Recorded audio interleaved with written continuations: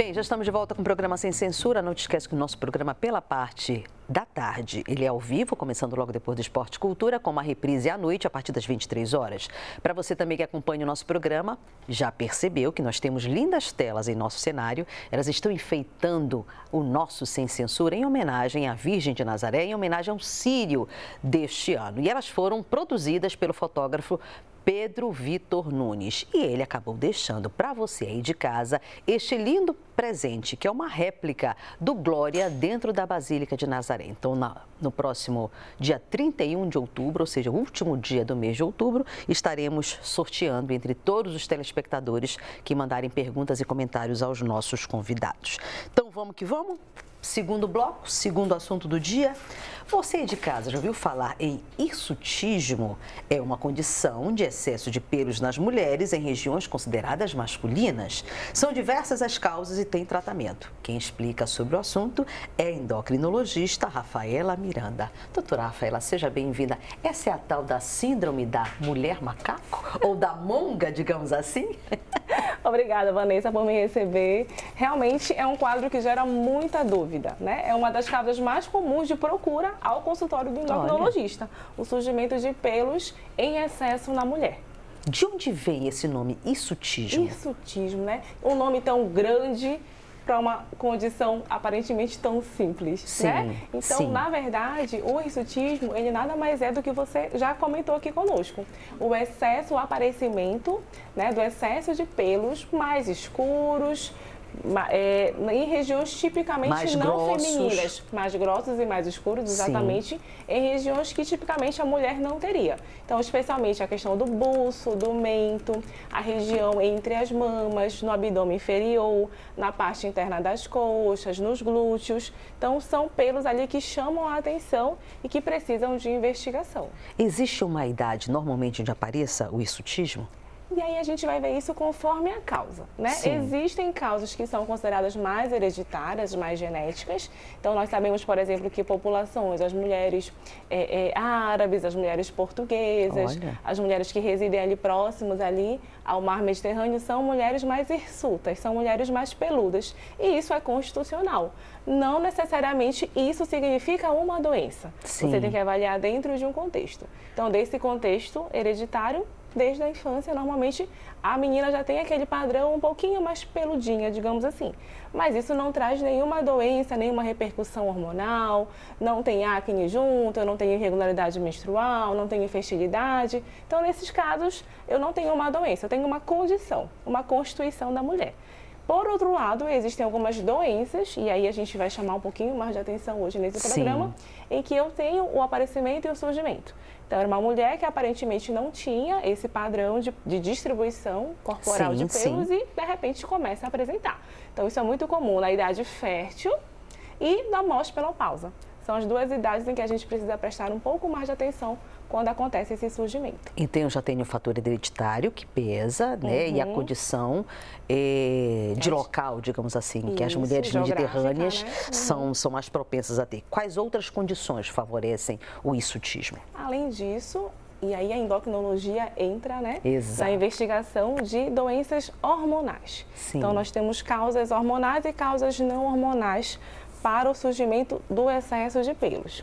Tá? Em relação às causas hormonais, nós sabemos que os hormônios, que são substâncias produzidas pelo nosso corpo, eles precisam estar em equilíbrio. Se eu tenho excesso de hormônio, muito provavelmente eu vou ter alguma doença, alguma repercussão.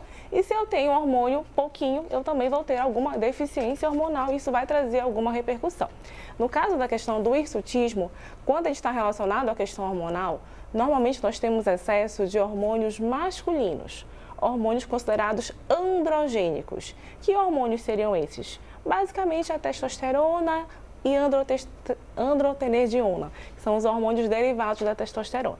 Então, quando nós temos esses hormônios, que na mulher normalmente nós temos níveis baixinhos, né? Vamos tirar um mito aqui que é muito importante, né? Sim. Testosterona é importante para a mulher? Sim. Lembra que a gente comentou no início? Nem de mais, nem de menos. Exato. Então, em condições equilibradas, sim, ela vai exercer as suas funções. Mas, em determinadas situações, que nós vamos comentar aqui, Essa testosterona em excesso, né, e os outros hormônios androgênicos, eles vão produzir alguns sinais e alguns sintomas que podem ser prejudiciais. É o caso do hirsutismo hiperandrogênico, ou seja, que ele é resultante do excesso de hormônio masculino. Sim. Né? Nós produzimos hormônios masculinos, tanto no ovário quanto nas suprarrenais, que são como se fossem dois feijõezinhos em cima do rim. Sim. São os locais em que a mulher produz testosterona. Se eu tenho alguma condição, e aí a gente vai ver aqui, que pode ser funcional ou que pode ser, às vezes, tumoral, que a gente vai discutir um pouquinho, eu vou ter um aumento desse hormônio masculino e ele vai trazer as suas manifestações. Perfeito. E a principal delas é o excesso de pelos. O uso de anabolizantes pode gerar o hirsutismo? Com certeza, isso está muito na mídia, né? Sim. Inclusive a Sociedade Brasileira de Endocrinologia e Metabologia vem instituindo várias campanhas ao longo do ano combatendo, né? Uma das campanhas principais é Bomba Tô Fora. Por quê? O uso da testosterona para fins estéticos tem sido muito divulgado nas mídias e muito usado no dia a dia. Sim. Mas isso não vem isento de efeitos colaterais. Não é verdade? Então, é a velha história do hormônio demais. Então, se eu estou colocando além do que eu preciso, isso vai me trazer repercussões. Então, aumento de pelos, engrossamento de voz, excesso da pelificação, engrossamento do clitóris e repercussões, inclusive, cardiovasculares do excesso hormonal. Então, o uso, né, para fins estéticos de testosterona, que não é recomendado pelas sociedades médicas sérias, ele é uma causa muito importante de hirsutismo. Excelente informação. Vamos lá, pergunta chegando. A Mirella do Satélite pergunta se o ovário policístico pode causar esse problema. Com certeza, Mirella, excelente pergunta.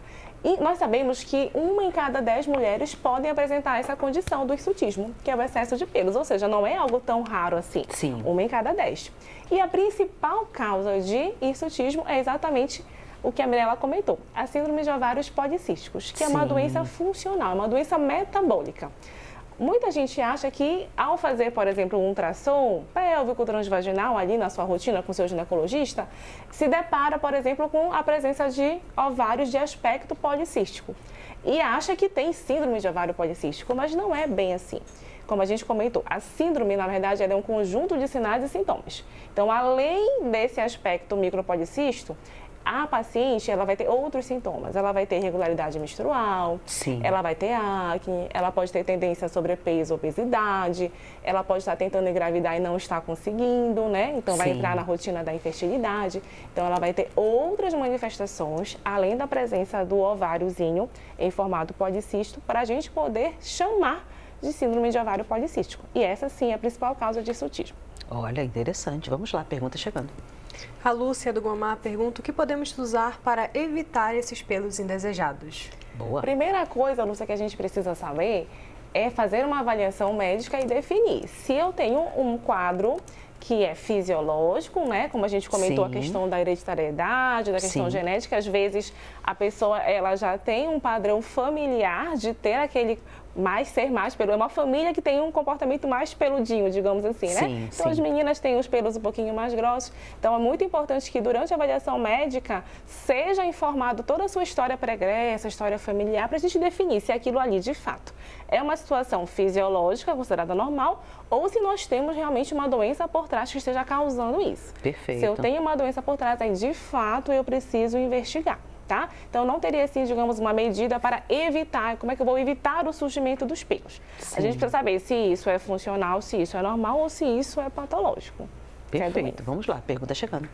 A Nara do Tenoné quer saber quanto ao uso de açafrão, se ele para eliminar os pelos é recomendado. Olha, boa pergunta. Olha que interessante, estamos na Amazônia e realmente aqui nós precisamos valorizar a nossa medicina que vem da mata, né, que vem realmente da floresta. Infelizmente, nós não temos essa comprovação científica de que o açafrão ele poderia nos auxiliar como tratamento não farmacológico, digamos assim, para o hirsutismo. Então, até o momento, não temos dados suficientes. Vamos convidar os nossos amigos aí da farmacologia, né, da biomedicina, para estudarmos mais as nossas ervas e ver se a gente consegue, de repente, algum estudo que tenha comprovação. Até o momento, não temos. A retirada dos pelos em excesso, principalmente do rosto, com epilação ou com uma pinça ou até com gilete, em que momento passa a ser considerável preocupante e nos obriga a buscar um especialista? Exatamente. Qual é a frequência da depilação que vai nos chamar a atenção? Lembra que, além da questão da presença dos pelos, é muito importante a velocidade desse crescimento. Sim. Lembra que a gente comentou? Então, é uma mulher que inicialmente não tinha nenhum sintoma, nenhum sinal, estava tudo bem e, de repente, notou pelos mais grossos, mais escurecidos e aquele buço, por exemplo, que ela fazia a cada 15 dias, a cada 10 dias, ela percebeu que ela tem que fazer a cada 5 dias. Perfeito. Opa, a velocidade de crescimento desse pelo aumentou. Então, também é um dado que chama a atenção. Sim. Como nós falamos, existem vários tipos de pelo, de pelificação, pelos mais claros, pelos mais grossos. Então, dependendo do tipo de pelo, vai requerer uma determinada frequência de depilação, tá? Perfeito. Então, a gente não consegue determinar de fato, vai depender do tipo do pelo. Mas se ao longo da sua jornada ali de autocuidado você percebe que a necessidade da depilação tem sido cada vez mais frequente, seria interessante buscar auxílio para ter diagnóstico. Com certeza. Pergunta chegando. A Paula do Marco quer saber se depois de realizar o tratamento, os pelos somem. Interessante pergunta, Ótimo. Paula. Até porque nós precisamos conscientizar o nosso telespectador, o nosso paciente, de que o tratamento, infelizmente, ele não é tão rápido como nós gostaríamos, né? Então, quando o paciente ele entra num tratamento em que ele não sabe ao certo qual é a perspectiva de melhora, às vezes ele fica frustrado, ele quer parar, porque, eu estou fazendo o tratamento há um mês e não vi melhora nenhuma, eu vou abandonar esse tratamento, porque não dá certo. Talvez faltou um pouquinho de informação. Quando a gente trata de hirsutismo, a gente vai falar algumas modalidades aqui, tratamentos medicamentosos, tratamentos tópicos como a depilação. Sim. É importante a gente entender que o ciclo do pelo, ele tem um período de início e fim. Então, a gente coloca que são mais ou menos 6 meses esse período ali de crescimento do pelo.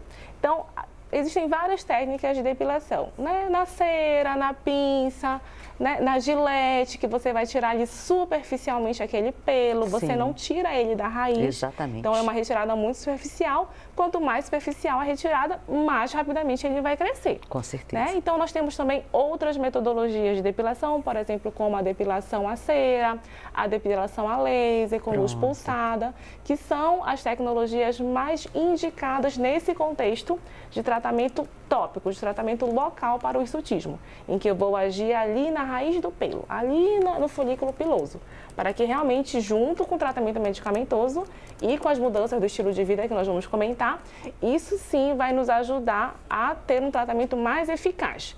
Mas é importante esclarecer para o nosso público Com que certeza. o tratamento ele é um pouquinho lento, digamos assim. Eu preciso de paciência. Paciência é a palavra de ordem para quem trata hirsutismo. Pelo menos 6 meses para a gente obedecer ali o ciclo do pelo. Que maravilha. Doutora Rafaela, para as pessoas que querem lhe localizar nas mídias sociais, é possível? É possível, né? A informação de qualidade precisa ser repassada. Com certeza. Então, por isso nós estamos ali no Instagram. Nosso Instagram é Doutora Rafaela Endócrino. Bem simplesinho. Doutora Rafaela Endócrino. Eu sou da época que diziam assim, mulher que tem bigode nem diabo pode. Então, esse tipo de mulher seria uma hirsuta? Com certeza. Olha, eu tô aprendendo muito É a nesse Sem sabedoria Censura. que vem do ditado popular, né? Sim. Mas seria, exatamente, seria mulher hirsuta. Hirsuta. Que maravilha, querido, um beijo no coração, gratidão, aprendemos um bocado com você. Vamos então a um breve intervalo, daqui a pouco a gente volta para mais Sem Censura. Continue participando, até já.